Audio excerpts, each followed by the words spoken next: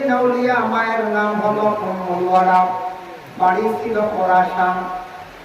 খোরাসান নাম দেশ আসলো ছোট্ট একটি দেশ, বুখারা দেশের নিকটবর্তী একটা দেশ খোরাসান। সেই খোরাসানের মধ্যে তার জন্ম হয়েছে।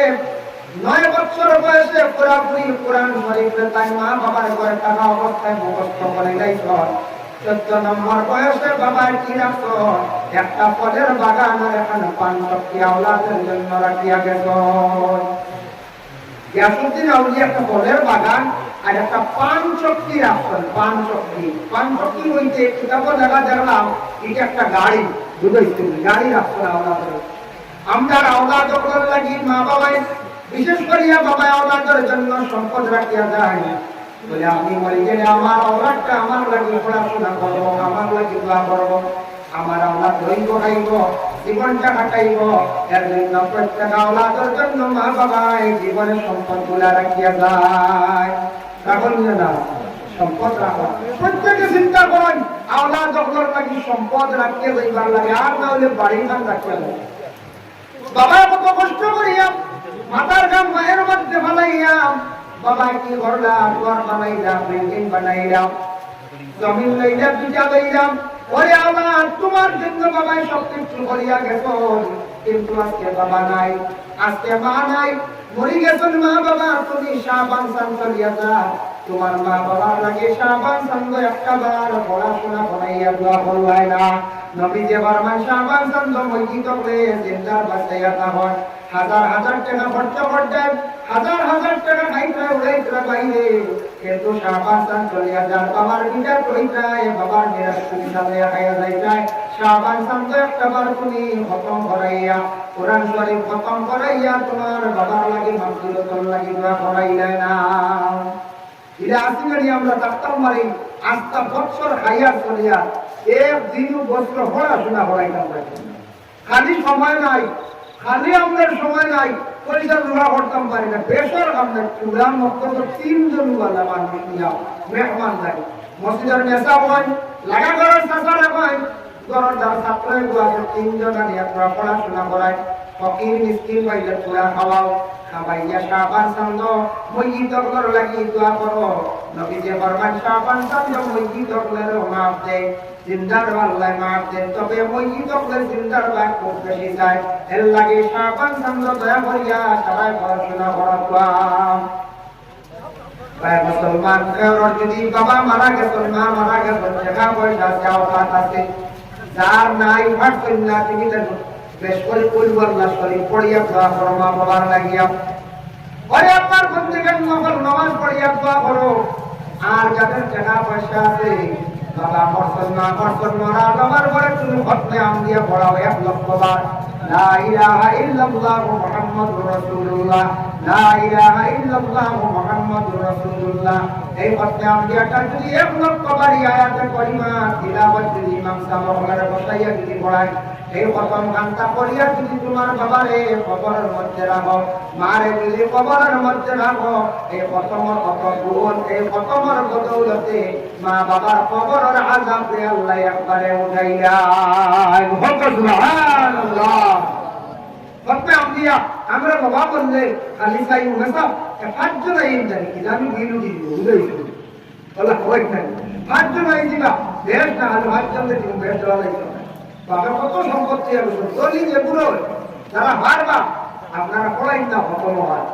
আর গরিবপুরে হারতাম নাই, আমরা বেশ করি খালি নফল নামাজ পড়িতাম, বেশ করি নফল নামাজ পড়িতাম, বেশ করি আপনি কি করতে হলে আল্লাহ বাস্তে সিন্নি করতে সদকা করতাম, বেশ করি আপনি কি বরকা মাম বাবার লাগি দোয়া বরকা।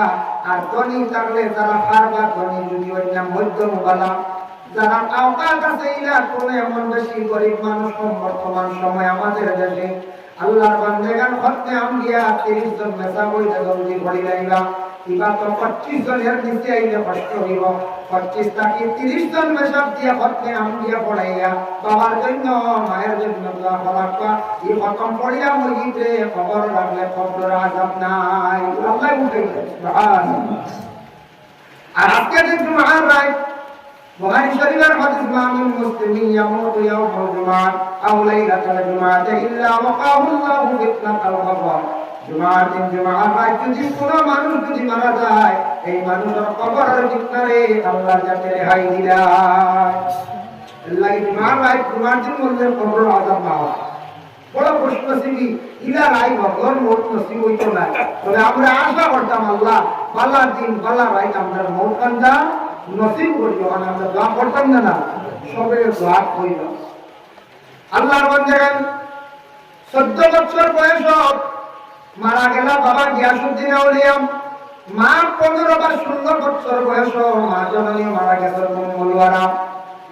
খোরাসান দেশের মধ্যে একজন বাদশাহ আসা, যার নাম হলো তাতারি বাদশাহ। ও জেলা গণগোবিন্দ রাজার জুলুম করতওয়ালা তাতারি বাদশাহ খুব বেশি দেশের মধ্যে জুলুম করত। খাজা মাইনুদ্দিন সাহেব কি করলা, তাতারি বাদশার লাগি লড়াই করিয়া তাই জয়ী হইলা। জয়ী হওয়ার পরে তাই বোখারা দেশের মধ্যে একটা মাদ্রাসায় তাই অ্যাডমিশন নিলা। বোখারা দেশের পড়াশোনা শেষ করিয়া তাই বলিলা আমি কোন হকিকাতান ওলি আল্লাহ কিতাব তালাশ করিয়া। তখন জিজ্ঞাসা করতো মানুষে বলছেন যাও সমরকন্দ নামক একটা জায়গা আছে, সেই জায়গায় যাও গিয়া আল্লাহর ওলি হল গেলে তুমি পাইলেই ভাই। এলাকে সমরকন্দ। সমরকন্দ যখন গেছিল গিয়া হারুন নামক একটা গ্রাম পাইছিল, খবর পাইছিল গ্রামের মধ্যে একজন বিদ্যাবসর যার নাম হলো উসমান। এর লাগে তার নাম হল উসমান হারুন রহমতুল্লাহি তাআলা আলাইহি। উসমান হারুন রহমতুল্লাহি তাআলা আলাইহির কাছে গিয়াও কি বর্তন বয়স হয়ে গেছে গিয়া। সুবহানাল্লাহ। মানুষ বালা মানুষের দাল হইলে মানুষ পাল হয়ে যায়। যেমন বালা মানুষ যেমন একজন মেসাবের লগে যদি এক যুবক ভাই কয়েকদিন চলেন, মেসাবের নমাজ পড়বা লগে তাই স্বর্ণে করলে হবাই না, পয়লা শরমে পড়িবা পড়িবা দে ও বাজে আদর করে জীবন নমাজ পয়লা পড়িবা স্বর্ণে এসে নমাজ পড়ি মজা লাগি যাইব ও তার আদর করে দিবা তাই নমাজ পড়তে। যদি কোনো বালা একজন জ্ঞানী ব্যক্তির লাগি চলেন, মানুষের জ্ঞান হয়ে যায়। বুদ্ধিজীবী মানুষের লাগে যদি চলেন, বেশিরভাগ বিচারক মানুষের লাগে যদি চলেন, মানুষ বিচারই হয়ে যায়। লাগে বালা মানুষের লাগে রবীন্দ্রকে করতাম চলার চেষ্টা করতাম, ওলি আল্লাহ রব্বের মতো লইতাম, আল্লাহর ওলি আল্লাহর দ্বার আমরা লইতাম। সুবহানাল্লাহ। এজন্য ইনশাআল্লাহ আমরা ওলি আল্লাহ আল্লাহর কাছে গিয়ে বয় কইতাম, বয় যদি হই না যে সাহেব আপনার দিলে গাওয়া দিব, যে সাহেবের কাছে তরিকত আছে হকিকত আছে, তাই নিজাদত প্রাপ্ত, তাই তরিকতের সবক সবাইটা ওই সাহেবের কাছে গিয়ে আপনি বয় কই যাবেন। দেরি করা যাবে বাদি বলে গেছে বয় থেকে বয়স লাগে না। জওয়ান ভাই কিন্তু বয় তক্ক দিয়া তুমি যদি বয়স হোক করি বয় কোয়া মানে এক তিলর রসিদ দল্লা সিলসিলার দরিয়া বইলা তাই যেটা হইয়া দিবা তা পড়ি মানুষ আমলের দিকে খালি আগুয়াই না, খালি আমলের দিকে মানুষ আগুয়াই। আল্লাহ মন্দিরান এর জন্য বিশেষ করিয়া খাজা মাইনুদ্দিন আজমিরি রহমতুল্লাহি তাআলা আলাইহি উসমান হারুনি নামক দেন আল্লাহর ওলি তার কাছে তান বয় গ্রহণ করে লইলাম। বয় তোয়ার পরে সর্বপ্রথমে উসমান সাহেব উঠিয়া কইলা, ও মাইনুদ্দিন আমি তোমার কয়েকটি নসিহত করিয়া দুরূদ শরীফ পড়িয়া আস্তাগফিরুল্লাহ পড়িও, আর কোনদিন মানুষের তুমি কোনদিন মানুষের ক্ষতি করিও না, মানুষের ক্ষতি করিও না। মাইনুদ্দিন যদি জীবনে মানুষের যদি ক্ষতি করিয়া থাকো তাহলে তোমার জীবন বরবাদ হইব, জীবন তোমার ধ্বংস হইব। এর জন্য আমরা মানুষ আর এক মানুষের কোনদিন ক্ষতি করাটা আমরা চাইতাম না। আজকে যদি কোনো ভাইয়ে যদি আর এক ভাইকে যদি জীবনে ধোঁকা দেয়, একসঙ্গে বিজনেস করতাম, এক লগে আস্তে এক ভাইয়ে দুঃখ দিলাই চলছিলা, যদি কোনো ভাইয়ে যদি দুঃখ দিয়া হয় জানিয়া রাখবা আমার ভাই এখন দিছে, এখন যে আল্লাহর দরবারও দোয়া করবে, একদিন না একদিন সেই বিচার আল্লাহ পাক রব্বুল আলামিনের জমিনে করবা, জমিনের বদলাই হইব। হ্যাঁ যদি পরের মেয়ে ঘরের মধ্যে আনিয়া এই মেয়েটারে যদি জমিনের মধ্যে যদি দুঃখ কষ্ট দিয়া হয়, যদি হয় কত মহিলা বলা তো এই মহিলা লই আমি আজকাল দাম নাই, মেয়েটারে আপনি চিরতরে বিচার দিলাইছো নারে আপনি ঘরের মধ্যে আনজন আমার ভাই, কিন্তু কোনো অসুবিধা নাই, শরীয়তের আহকাম আছে, শরীয়তের অর্ডার, তুমি ৬০ জন মহিলার সঙ্গে তুমি রাখতে পারবাই। সামান্য নকশানোর কারণে ত্রুটির কারণে মেয়েটা তুমি ছাড়িয়া দিলাই যায়, মেয়ে এখন আর কিবা ওর না বাবার বাড়ির ওর বড় কষ্ট করার খান্দে আজকে সেই মেয়েটার তুমি খান্দাই যাই তোমার খান্দান জমিন রইয়া গেছে তুমি একদিন খান্দিবাই ইলা আসলে আমরা খাইতে পারো ইলা তাকি লইতে পারো বা এক বুড়ো ইলা বলে না না এই না না আরে ওরা নিতাম এটা একটা অভ্যাস হয়ে যায় কিছু মানুষ কোনো কোনো জায়গায় দেখবা 7 বিবাহ 8 বিবাহ এরা একটা নেশার হয়ে যায় বুঝাইছেন কদিন ঘরে ঘরে আজ সুন্দর বিয়ার বিয়া বানি হয় আর কোন সুন্দর বানায় হারি নবীজি বিবাহ করছেন একটা ভৌতিকের খেয়াল বুঝাইছেন এক সাগরিক কাছে গির যাওয়ার কাছে গিয়া বলল সাহ আমার হলে একটা আমল হইয়া দেই না নবীর কোন সুন্দর আমি ওই যার উপর দুধ খাওয়া সুন্দর খুব হয়তো দুধ খাইছি তুমি তো সুধা নাই এর মাঝে বইলা আর একদিন গিয়া বলে সাহ দুধ খাওয়া সুন্দর খুব পাক্কা অনলাইন দিলে মাসাল আরে একবার খুব ইয়া ওই যার উপর মধু খাওয়া সুন্দর মানে মিঠাই হয়তো খুব মিঠা খাইছি খাইতে খাইতে বলতে তো সুধা সুন্দর খাইবা ইয়া বলে সাহ আরেকটা সুন্দর কইয়া দাও বলে তার কি বড় সুন্দর বলে কি নাই ও আমার পক্ষে ইকু সম্ভব না দেখুনি এখন ইকু তো কঠিন যেকু সুজা ও তাই এখন খালি শুনছেন যে বিবাহ করা নবীর সুন্দর জান আগর খালি এখন বিয়ে করার কথা মাশাআল্লাহ এগারো হয়ে ওদের খালি বিবাহ করতে হলে বিবি হলে খালি তিয়াতি আইতা শোনা যায় আমরা কিছু লাগাতে আসবো এটা মানুষ বদ্ধই মরবাদ হইল বদ্ধ আমার সাইডটা একসঙ্গে বিবাহ করে রাখতে পারো প্রয়োজন নাই প্রথম স্ত্রী কারণবশত বেমার পুরানো তো আছে মাসনা সুলাসা রোগা বিবাহ করতে পারো 60 জন পর্যন্ত প্রথম স্ত্রী বেমার এর দ্বারা চলেন না গড় কাম চলেন না বেমারি হয়ে গেছেন আপনার সেবা যত্ন না বাড়ির মেহমান আসবেন মেহমান ঘরে খাওয়াইতে না দ্বিতীয় বিবাহ করো কোনো কথা দ্বিতীয় বিবাহ ওই জীবনের পর্যায়ে এক ধরনের 2 নম্বর এনে ছাড়িয়া আরেকজন আগে 2 ঘুরাইটা এর মাঝে প্রথম জন গে লাগিয়া আরেকজন আগে ঝুল মিলাইটা বুঝেছিল কোন সময় দেখা যায় 2 জন গে লাগি 3 নম্বরে আরে ওটা হরি হরি সোহসা এরা মানে একটা পেশা বানাই দিল এরা বিবাহ করি বলে সাহস দিয়ে যেত 2-3 বিবাহ করার পরে সাহস দিয়ে এরা খালি আটি তো খালি সেগুলো বিবাহ করতাম আটিতে খালি যে বিবাহ করতাম যার কারণে এটা খারাপ জিনিস অন্য মানুষের জীবন নষ্ট করা খুব খারাপ জিনিস অন্য মেয়েদের জীবন নষ্ট করা মানুষের ক্ষতি করা খুব খারাপ জিনিস যেমন আপনার বাড়ি বাস্তিও আছে বাস্তির বুড়ি আপনার জায়গাটা আপনার আগ বাসুদের ভাগ বাজুয়া দিয়া গেছে কি আর একবারে এবারে সুপারি নষ্ট ফসলের গাছ নষ্ট মানুষে আপনার দিতে বলে দাদা কিংবা তো বাবাজি আপনার বাস্তিরাই আমার সারা ফসল নষ্ট করিলাম সে যেখান কইছি কেন মানতায় যাতে তোমার বেশিও ক্ষতি হয় না তারও ক্ষতি হয় না লাফাটে আপনার বাস্তিরও বাকি যা যদি হাঁটেন না তার ইলা ক্ষতি হয় ই মানুষের বদ্ধ লাগবো আপনি আমি কেন কইতাম না বলে বাস্তিরও গুলি তো আমার জায়গা তুলে যায় না আপনার জায়গা এটা কিন্তু মুমিনের পরিচয় লোক যে আপনার নজর লাগে খেয়াল করতা বাবা আপনি মানুষে কইছে ক্ষতি করে আপনার বাস্তির আগমা রক্ষা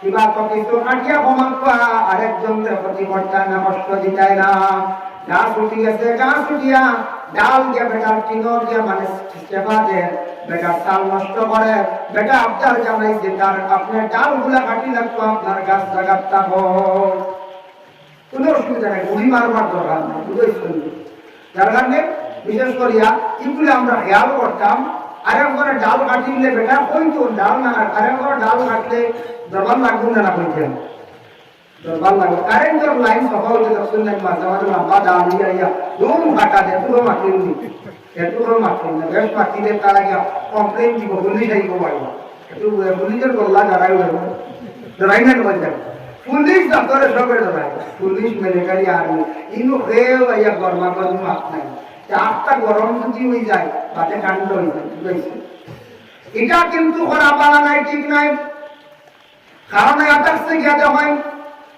সরকারের মানুষের উপরে কোনোদিন হাত তুলবা না এটা কিন্তু জঘন্যতম অন্যায় সরকারের মানুষ যারা আসলে অফিসিয়াল কাজ করতাম সরকারের মানুষ আসলে দেশ রক্ষার্থে মিলিটারি যারা আসলে পুলিশ ডিপার্টমেন্টে পিএসআই এসআই বিভাগের যারা চাকরি করতাম এরা উপরে কখনো হাত তুলতাম না তারা যেহেতু আইনের মানুষ আইন লঙ্ঘন করতাম না আজ থেকে কয়েকদিন আগে 1.5 থেকে 2 মাস আগে আপনারা দেখছেন সোশ্যাল মিডিয়ায় আমাদের আসাম রাজ্যের একবারে সীমান্ত বর্ডার ত্রিপুরা রাজ্যের নিকটে, সে জায়গার নাম হলো কাটলতলি বাজার। দেখুন যে আপনারা সেই কাটলতলি বাজারে একদিন স্ট্রাইক করা হইল, তখন পুলিশের কি নিয়ম জারি করলো, নিয়মটা না মানায় দেশের মানুষের ও এলাকার কিছু সন্তান হলে পুলিশের উপর কি বসলা, হাত তুলছিলাম, খাঁটি দেশের উপরে হাত তুলছিলাম। এমন অবস্থা হয়েছে কাটলতলির জমিন সরকারের উপরে, সরকারের মানুষের উপরে হাত তুলছিলাম। কতজন এখন জেল আছেন আর কতজন বাগান আছেন। আর কাটলতলি বাজার অনির্দিষ্ট কাল বিকাল সন্ধ্যা ৬টা থেকে সকাল ৬টা পর্যন্ত বন্ধ। আমরা ত্রিপুরা রাজ্যে ওয়াজুগায় যাওয়ার সময় দেখি যে কাটলতলি গেলে জাম থাকতো, ট্রাফিক জ্যাম হরণ যাওয়া লাগতো। এখন দেখা যায় ১-২টা কুকুর আর মেড়া ছাগল, কিছু নাই। কিন্তু ও খাইলাই দোকানদারি চলে, সব দোকান মাল নষ্ট হয়ে গেল।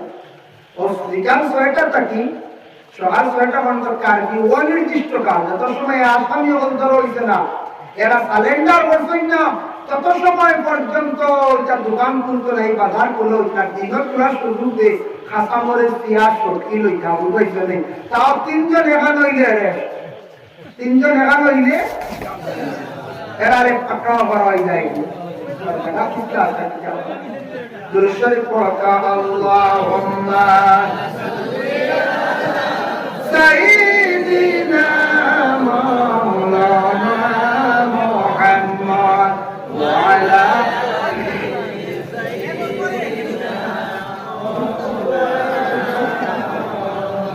আল্লাহুম্মা সাল্লি আলা সাইয়্যিদিনা মাওলানা মুহাম্মদ ওয়া আলা আলি সাইয়্যিদিনা মাওলানা মুহাম্মদ। এজন্য বাবা এটা থাকছে কি খারাপ কোনদিন ইলা কোন মানুষের যদি ক্ষতি হয় আমরা ক্ষতি করার চাইতাম না, আমরা ক্ষতি করতাম না, মানুষের বাবাই করার চেষ্টা করতাম।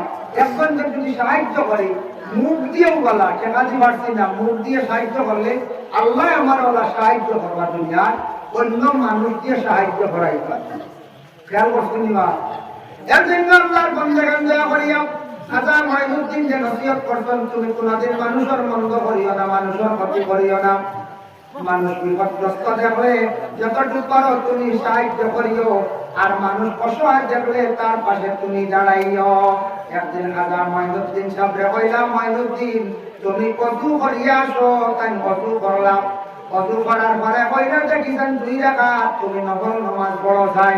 দেখো তা হকিকাতান ফিরসা বকলে নামাজের আদেশ দেন, হকিকাতান ফিরসা বকলে দুরূদ শরীফের আদেশ দেন, হকিকাতান ফিরসা বকলে আপনার আস্তাগফিরুল্লাহ তওবার আদেশ করেন।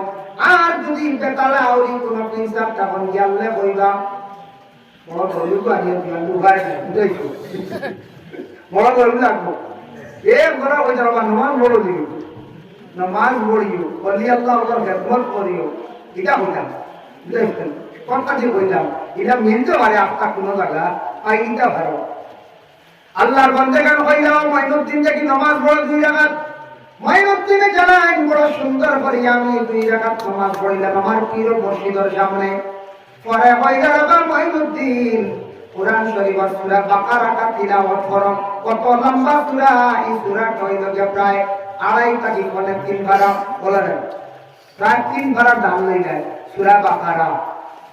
তাই তো হাফিজ সাহেব সূরা বাকারা তিলাওয়াত করছেন। সূরা বাকারা সম্পর্কে আল্লাহর রাসূলের একটি হাদিস আছে, وقال النبي صلى الله عليه وسلم لا تجعلوا بيوتكم مقابر إن الشيطان ينفر من البيت الذي يقرأ فيه سورة البقرة। আল্লাহর রাসূল ফরমান তোমাদের ঘরে তুমি যেন কবর বানাইও না, মানে ঘরের মধ্যে পড়িও তিলাওয়াত করিও, যে ঘরের মধ্যে সূরা বাকারা তিলাওয়াত হয় এই ঘরের থেকে শয়তান ভাগি যায়, শয়তান দূরে যায়। এই হাদিসের সরাত যখন বলে জান্নাত ভাগিয়া যায়। এর লাগি ঘরের ঘর শয়তান ঢুকছে, ঘর খালি প্রসাদ লাগাইছে, পাইয়ে পাইয়ে মিল নাই। বইনে বইনে মিল নাই, গড় খালি অশান্তি আর অশান্তি। গড় বেশ করিয়া সূরা বাকারা তিলাওয়াত করো, গড় বেশ করিয়া কোরআন শরীফ তিলাওয়াত করো। আর খেওরের বাড়ি খেওরের গড় জিন্নাত ঢুকি যাইতে পারে, জিন্নাত ঢুকিলে বিভিন্ন ধরনের ক্ষতি করব। বুঝাইছো? জিন্নাত তাকে গড় কিনা আমি কই বহুত আগে আগে আমি আনা গাড়িয়ে ওয়াজা গেছি, বলতে লাইন বাসে আইটা বহুত আগে লাইন বাসে আগে, এখন তো প্রাইভেট গাড়িতে ছাড়াও আনি নয়। তখন তো ট্রেন ও বাসে বার্তা বার্তা ওয়াজ যাইয়া 2010-11 কথা হইল, 10, 11, 12, 13 পর্যন্ত আমরা লাইন বাসে, আমি আমার কথা বলি লাইন বাসে ওয়াজ করছি। যাই হোক, আর ওর 3-4 বছর লাইনের বাসটা আইতাম, এক জায়গা ওয়াজ গেছি তো ওয়াজ করে রোজ দিতাম, বাজার দিন আইতাম, ট্রেনে আইতাম। এক সঙ্গীত নিয়ে লাগা দিল প্রায় সঙ্গীতার 8 লাখ সঙ্গীত আছে না, 8 লাখ সঙ্গীত আছে। ও সঙ্গীত আমরা 2 জন মানুষ রায় ঘুমাইলাম। আমি কিন্তু বেশ মজুদ পাইছিলাম, বুঝাইছি। আর আমার লগে যে আগে কেউ পড়াশোনা করছে না, কেউ উঠিয়া বছর রক্ত হয় আর ঘুমাইতে পারে, হয় আমার ঘর করে কি কইছে, হয় রুমালা কি দিয়ে তারা আইজা বলছে, রুমালা কি দিয়ে তারে কলা পুকুর ঢুকাই দিছে, বাল্লু করলা, হয় বাল্লু করলা, আস্তা ঢুকালে ঘুম আর ঘুম। আমার একটা কিতাব হতো বোর্ড লড়ি দিও পাই, যে আমরা কামারি করছে শুনতাম পাই না, সিক্সিল্লানি দেখেও শুনেও না, বুঝেছো? আল্লাহ সে কি আমার রাখছে না, দম বন্ধ করে দিয়েছিলাম। 8টা কিতাব বলি মজা করেছি, মজা দিয়ে দেখি 4টা বাজে ও উঠে পড়েছি। আমার সালারও না, আমার ঘুমটা ভুল হয়েছে, আমি ঘুমাইছি 12টার সময়। রুমালা কিনে দিয়েছি, দেখছি বললাম যাক রুমালা কিনে ভালো হয়েছে, দিয়ে বলে বছর কাল পড়িলাম, যদি বছর কত হইতো দিয়ে টঙ্গি দিতে বাক্কা আনলাম। ও বজরের নামাজ পড়িলাম, বলে ওয়াক্ত কামাই গেছে, আল্লাহ আল্লাহ 4:30টার বজর রক্ত পড়েছি। এদিন বুঝলাম আগলা গড় ইঙ্গর খেয়েও বেশটা হইনা, এমনি আর মেহমানদারি করো বা কোন গড় যদি পড়াশোনা হয় না, কোরআন তিলাওয়াত হয় না, আল্লাহর জিকির হয় না, এটা গড় জিন্দা তো হলে আড্ডা বাকি জানিয়া রাখা। এর লাগে মুসলমানের বাড়ির মধ্যে আল্লাহর জিকির হইত, আল্লাহর জিকিরের মধ্যে ওয়ালা জিকরুল্লাহি আকবার, জিকির কি মুরাদ, তার থেকে বড় জিকির কি মুরাদ নামাজ। আল্লাহর জিকির হইতো, আল্লাহর নিকট আল্লাহর নামাজ ইবাদত বندگی প্রত্যেক মুসলমানদের ঘরের মধ্যে হইতো। কোরআন শরীফ তিলাওয়াত হইতো, বিভিন্ন তাসবিহ তাহলিল জিকির আজকার হইতো। বিলকুল যে মুসলমানের বাড়ির মধ্যে পড়া নাই, নামাজ নাই, তিলাওয়াত নাই, ইঙ্গর জানিয়া রাখবার রুজি রোজগারের মধ্যে বরকত পাইতা নাই, ইঙ্গরের মধ্যে জিন্নাত হলে আক্রমণ করব, ঘরের মধ্যে অশান্তি দেখবা, বেমার ছাড়ের না, ঘরের মধ্যে মিল নাই। এর লাগি সূরা বাকারা তিলাওয়াত করো। আমি মহারাষ্ট্র গেলাম একবার, মানে মুম্বাই, দেখলাম হাফিজ সাহেব বলানিয়া মহাজনক লেবাদে কি করেন, সূরা বাকারা তিলাওয়াত করায়। আমার তেমন জানা নাই যে বাকারা তিলাওয়াত করলে শয়তান জিন্নাত পাগল করতে গিয়া। আর একদিন এক বুজুর্গকে জিজ্ঞাসা করলাম, তাই কইলাম কোন দোকানদার হলে মহাজন হলে আমি পাইছি, তাই কইলা তাই পাইছ যে দোকানদার হলে মহাজন হল, দোকানে যদি বিক্রি শিখি কমিরা বরকত হয় না, তাহলে দোকান নিয়ে তুমি তাহলে সূরা বাকারা তিলাওয়াত করাও। এর লাগি দিল্লি গিয়েও দেখবা, মহারাষ্ট্র গেলে দেখবা হাফিজ সাহেব বলা নিয়ে সূরা বাকারা দোকানে বসাইয়া তিলাওয়াত করায়। দোকানে তিলাওয়াত করলে বরকত হয়, দোকানে রুজি রোজগার হয়। এর লাগি আর না ভাবলে আয়াতুল কুরসিও পড়িতা, দোকানে পড়িয়া সকালে যাও পড়িতা, দোকানে আবার আইতা। দোকান যে আল্লাহ আগুন থাকি বিভিন্ন জিনিসটাকে হেফাজতে রাখো, আয়াতুল কুরসির ফজিলত দেখো। এর জন্য বিশেষ করিয়া সূরা বাকারা যেটা সম্পর্কে আমি আলোচনা করলাম, খাজা মাইনুদ্দিনের তিলাওয়াত করছেন বাবা। তারপরে খাজা মাইনুদ্দিনের বিদায় হয়ে দিলা, পরে আরেকদিন কইলা ও মাইনুদ্দিন তুমি কসু পড়ো, দেখি নামাজ পড়ো। তাই আবার কসু পড়িলা 2 রাকাত, নামাজ পড়িলা কইলা 1000 বার কুল আল্লাহ শরীফ পড়ো। 3 বার কুল আল্লাহ শরীফ পড়িলে 1 নম্বর কোরআন খতমের সওয়াব আল্লাহ দান করুন। যার জন্য 3 বার শরীফ কুল আল্লাহ শরীফ আমরা যে কোন আউলিয়া কেরামুল্লাহর মাজারে গিয়ে আমরা পড়িতাম, মার কবরের পাশে গেছেন, বাবার কবরের পাশে গেছেন, পড়বা পরে আল্লাহর বান্দাগান কুল আল্লাহ সূরা সম্পর্কে মিশকাত শরীফের একটি হাদিস আনছেন, ইন্না রাজুলান সাআলা রাসূলুল্লাহি সাল্লাল্লাহু আলাইহি ওয়াসাল্লাম, একজন ব্যক্তি আল্লাহর রাসূলের কাছে আসিয়া প্রশ্ন করল, ইয়া রাসূলুল্লাহ আমি জানতে চাই এই কুল হুয়াল্লাহ শরীফটা আমি বড় পছন্দ করি। قال إني أحب هذه سورة قل هو الله أحد ইয়া রাসূলুল্লাহ আমি কুল হুয়াল্লাহ সূরাটারে আমি বড় মহব্বত করি, পছন্দ করি। বলা ভাই আল্লাহর রাসূল ফরমায় قال إن حبك إياها أدخلك الجنة এই সূরারে যদি তুমি মহব্বত করো সেই সূরা তোমারে জান্নাতের মধ্যে দাখিল করব। সুবহানাল্লাহ। এর লাগি এখানে যেন তিনসাফর যারা আমরা আইছি যারা জিয়ারত করবা বিশেষ করে সময় যদি কম থাকে হাঁটিয়া তিনবার কুল হুয়াল্লাহ পড়ায়। আর সর্বসুন্দর কিতাবের মধ্যে জালালউদ্দিন সৈয়দী রাখছেন কোন বান্দা কবরস্থানের পাশে যাওয়ার সময় যদি পড়াশোনা করে না মসজিদ আপনার সালাম যদি জানে না বড় কম ভক্তি করলো বন্দায়। এর লাগি কোন কবরস্থানের পাশে যাওয়ার সময় সারা আমরা কইতাম আসসালামু আলাইকুম ইয়া আহলাল কুবুর মিনাল মুসলিমিনা ওয়াল মুমিনিনা। দাঁড়াইয়া বাসনার সময় আমার হাঁটি আপনারা কইয়া যাবা তিনবার কুল হুয়াল্লাহ শরীফ পড়িয়া করতে আল্লাহ আমার পড়াশোনার সব ওই মসজিদের মধ্যে পৌঁছাইয়া যাও। বেলা সব কোন সন্দেহ নাই তামাম পড়াশোনার সবর হাজিয়া এই মসজিদ বাউলি আল্লাহর রুহার মধ্যে আল্লাহ ফেরেশতাদের মাধ্যমে পৌঁছাইয়া দিন। সুবহানাল্লাহ। মা বোন হল আছেন বাড়িয়ে করেন আপনি ঘরের মধ্যে নফল 2 রাকাত 5 রাকাত নফল নামাজ পড়ার কথা উত্তম। মা বোন হল যেহেতু মহিলাদের জন্য পর্দার বিধান বেশি আইছে কমাইছে, পুরুষের লাগে পর্দা আছে, মহিলাদের জন্য পর্দা আছে। মহিলা হল ঘরের মধ্যে বসিয়া কোরআন শরীফ খতম করিয়া কয় আল্লাহ খাস করে আমার বাড়ির নিকটে যে পীর সাহেব আছেন আল্লাহ আপনার বান্দার রুহের মধ্যে পৌঁছাইয়া যাও। খাজা মাইনুদ্দিন শাহ জালাল শাহ ফরান বরকত দস্তগীর আব্দুল কাদের জিলানী রাহমাতুল্লাহি তাআলা আলাইহির রুহের মধ্যে পৌঁছাইয়া যাও। এইভাবে তোমার মা বোনকে কইবা বলে মা বাবা রুহার মধ্যে পৌঁছাইয়া যাও। বেলা সব কোনো সন্দেহ নাই তামাম পড়াশোনার সব মসজিদের রুহার মধ্যে পৌঁছিব। যেই দিন মানুষ এইভাবে মসজিদ আপনারে বেশি করে ইয়াদ করব, আউলিয়া কেরামগুলোর দরজা বেশি দোয়া করব, ওসিলা নিয়ে দোয়া করব। জানিয়া রাখবা এই মানুষের জিন্দেগি সুন্দর আরম্ভ হয়ে গেছে গিয়া। যত বেশি মসজিদকে দোয়া করিয়া সাহায্য করবা মসজিদগুলোর রুহানি দোয়া পাইবা, যার বরকতে আল্লাহ মানুষের জমিন রিজিক রুটি আল্লাহ জমিন বাড়াইয়া দিবা। সুবহানাল্লাহ। আমরা কবরের পাশে গিয়া দাঁড়াইলে মসজিদে আমরা কি ফায়দা পাই? আর আমরা বলি আল্লাহর দরজা যদি আমরা দাঁড়াইয়া পড়াশোনা করে আল্লাহর নিকটে যাই মাইয়ুস্তামাতু ফি হায়াতি ইউস্তামাতু বাদা ওয়াফাতি। ওলি আল্লাহর দ্বারা গেলে জিন্দা থাকতে তার কাছে গেলে যে ফায়দা মিলে, ইন্তেকালের পরে ওদের কাছে গেলে আবার ফায়দা মিলে। ইন্তেকালের পরে যে ফায়দা এটাই রুহানি দোয়া।